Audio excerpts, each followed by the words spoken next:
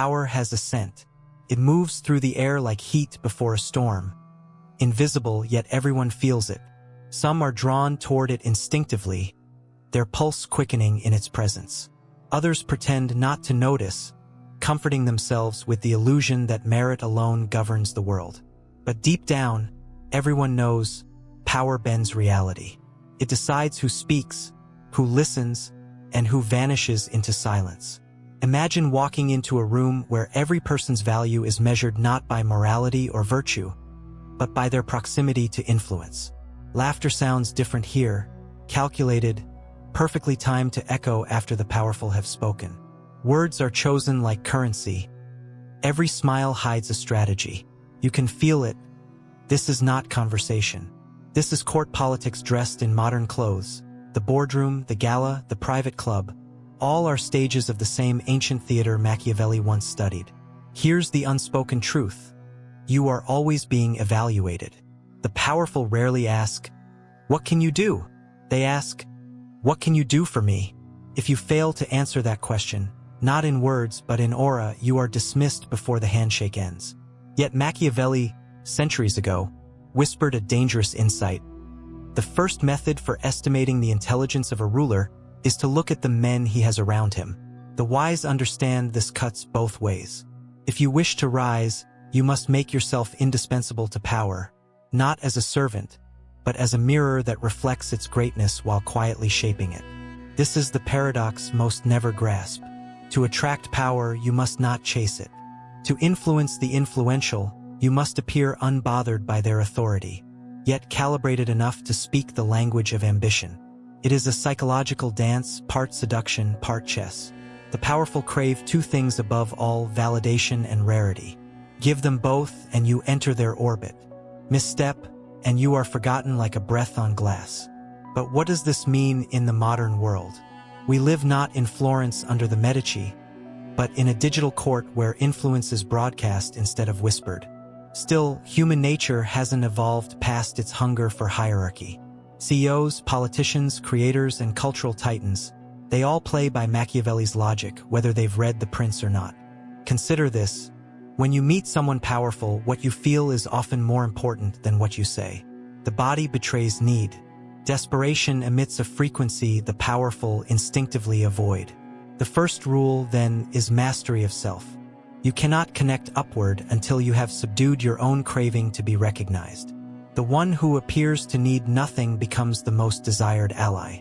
Every room, every interaction has invisible power lines running beneath it. Those who sense them first can decide whether to step on them or to rewire them.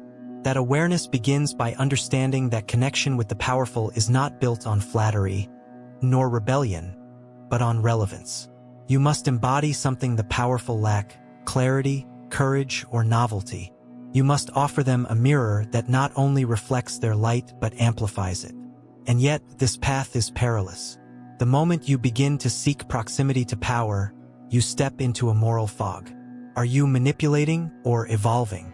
Are you compromising authenticity or mastering perception? This is where Machiavelli's true lesson hides. Power is neither good nor evil. It is neutral, shaped by the intent of its wielder.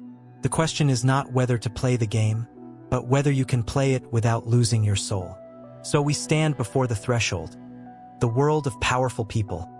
Kings in suits, queens behind brands, strategists behind smiles.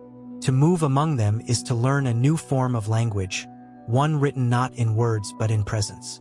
In the next section, we'll step deeper into Machiavelli's code, exploring how influence is engineered, not inherited, and why true connection begins with strategic invisibility. Influence is not magic. It is architecture, a deliberate construction of perception, timing, and access.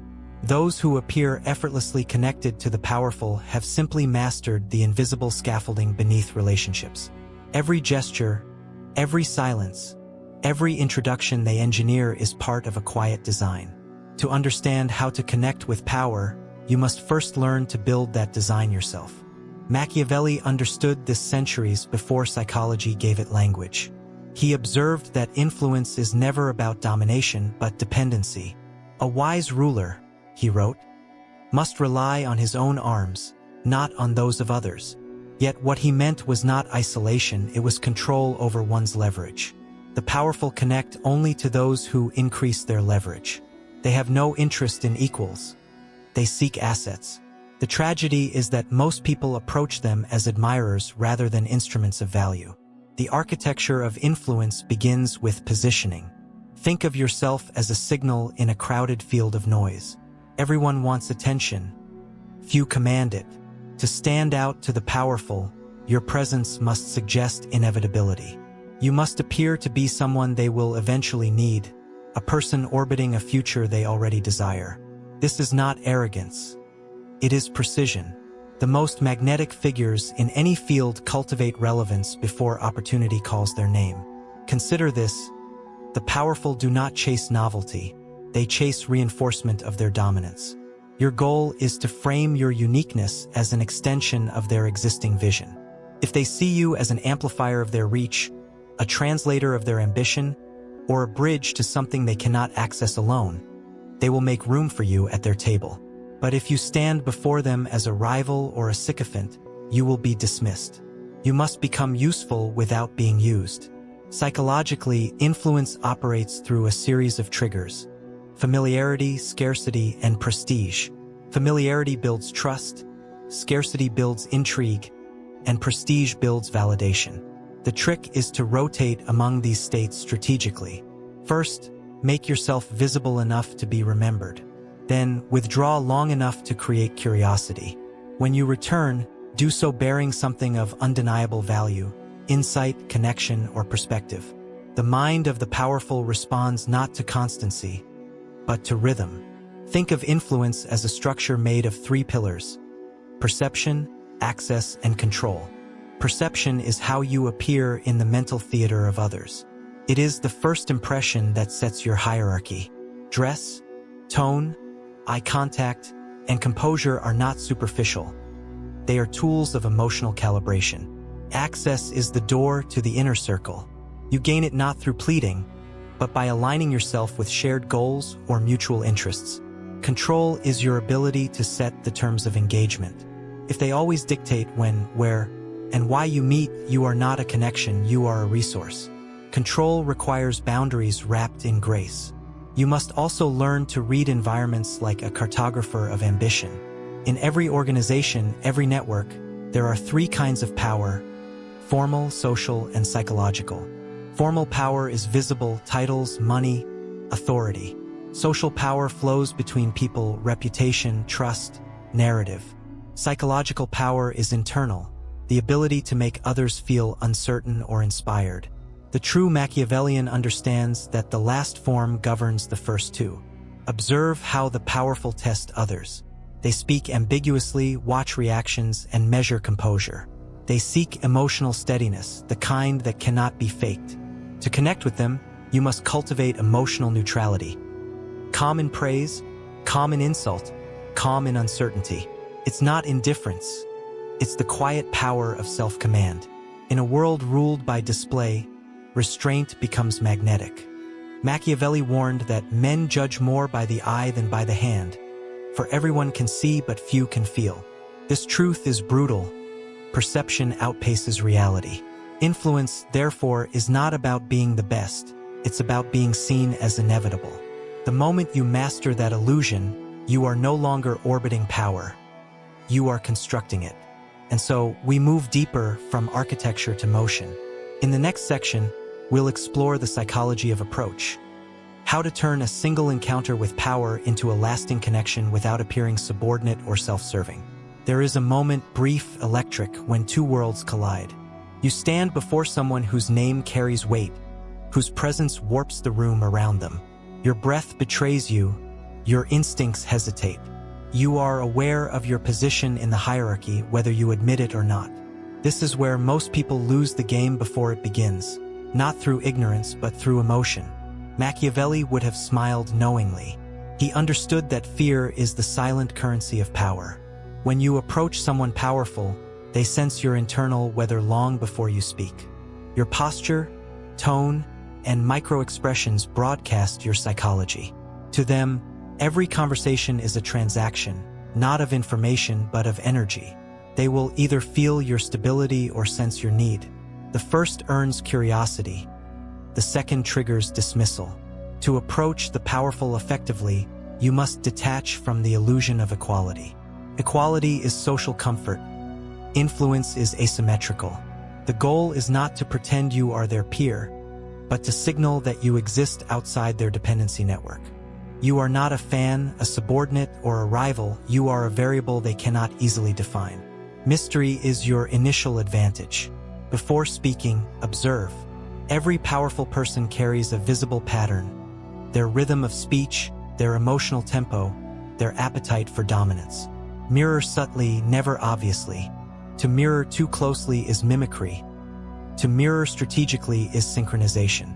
When your energy aligns with theirs, tension dissolves. You become familiar, though they cannot explain why. Next, understate your intention. The powerful are conditioned to distrust overt ambition. They are approached daily by opportunists, dreamers, and flatterers, all wanting something. What they rarely encounter is someone who seeks understanding before access. Begin with curiosity about their vision, not their validation. Ask questions that reveal intelligence but not hunger. The one who listens without agenda becomes memorable because they are disarmingly rare. Emotionally, the psychology of approach relies on tension management. Too much humility appears weak. Too much confidence appears arrogant. The balance lies in what Machiavelli might call calculated modesty, the art of acknowledging another's superiority without surrendering your dignity. Your demeanor must say, "I respect your power, but I do not require your permission to exist." And this precisely is what attracts the powerful. They are surrounded by people who orbit them, not those who stand beside them. When you present yourself as autonomous, self-contained, yet open, you offer them what they secretly crave, equality without threat. In such presence, they sense not competition but recognition. Your words matter less than your tempo. Speak slowly, think visually, and let pauses work in your favor. Silence unsettles the insecure but intrigues the powerful. It suggests you are accustomed to being listened to. Remember, power listens less to noise and more to confidence disguised as calm. When they speak, do not rush to agree. Nod once. Let them feel the weight of their own words reflected through your composure. There is also the art of exit. Never linger after the peak of a conversation. Leave before they emotionally detach. The final image they retain should be of control and restraint. Send gratitude later, never flattery. Gratitude is memory. Flattery is forgettable. The most strategic connection begins with the impression of sufficiency, as if meeting them was significant but not defining. Philosopher Friedrich Nietzsche once wrote, "Whoever fights monsters should see to it that in the process he does not become a monster." The same holds true here. Whoever seeks power must not become enslaved by it. When you approach the powerful, you must carry a shield made of identity, a core that remains untouched by validation. Without it, you will mistake proximity for significance, and in doing so, lose both. Every empire of influence begins with a single encounter, one in which perception, psychology, and poise merge into chemistry. But approach is only the spark. The next step, the most delicate of all, is transformation, how to turn that initial contact into trust. In the next section, we'll unravel that transformation, how to shift from acquaintance to confidant, from peripheral presence to strategic ally, using the same psychological levers Machiavelli once used to advise princes and survive among wolves. The first meeting with power is a spark. The transformation into trust is fire. And like fire, trust must be fed carefully, not with constant attention, but with oxygen and timing. The powerful do not trust easily because trust, for them, is risk. Every connection they form carries potential for betrayal, exposure, or distraction. They are surrounded by faces that smile but calculate. To become trusted by such people, you must learn the most difficult skill of all, to be seen as safe without being invisible. Machiavelli wrote that men should be either caressed or destroyed. He understood that relationships of consequence exist only in extremes, devotion or dismissal, loyalty or exile. The powerful navigate the world through this binary lens. They classify quickly threat, tool, or ally. Your task is to occupy the third category so completely that you dissolve the other two. But this requires subtlety. The transition from contact to connection begins with consistency of character. The powerful test indirectly. They observe whether your behavior matches your words, whether your confidence wavers under pressure, whether your loyalty bends when opportunity arises. They do not ask for proof, they create situations to reveal it. A canceled meeting, a delayed reply, a minor slight, all are deliberate stress tests. The moment you respond with offense or desperation, the test is failed. To the powerful, emotion is data, and data decides access. You must become the person who remains steady, not submissive, steady, the one who neither flatters when acknowledged nor recoils when ignored. This emotional equilibrium signals maturity, the rarest currency in their world. When your reactions are measured, your presence becomes grounding. You offer them something they cannot buy: psychological safety. From that stability, connection deepens through selective vulnerability. The powerful do not connect through shared weakness, but through shared understanding. Reveal something small but meaningful. A principle, a loss, a disciplined dream. It should not beg sympathy, but evoke respect.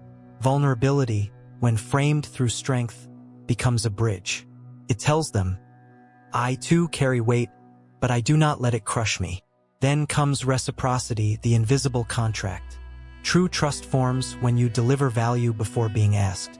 Anticipation is intimacy in the language of power. Predict their needs not because you are obedient, but because you perceive patterns. This shows intelligence. But here lies the Machiavellian twist. Never give so much that your absence becomes irrelevant. You must remain needed but not consumed. Information is your next tool. In every circle of influence, information flows like currency. Use it with elegance. Share insight that is useful but not reckless, generous but not indiscreet. When you become known as the person who speaks truth with discretion, doors open silently. Those who hold power respect confidentiality more than flattery, for discretion is the armor of trust. The final stage of connection is shared ambition. True bonds with powerful people are not sustained by admiration, but by alignment. You must identify a space where your success contributes to theirs. Collaboration transforms relevance into indispensability.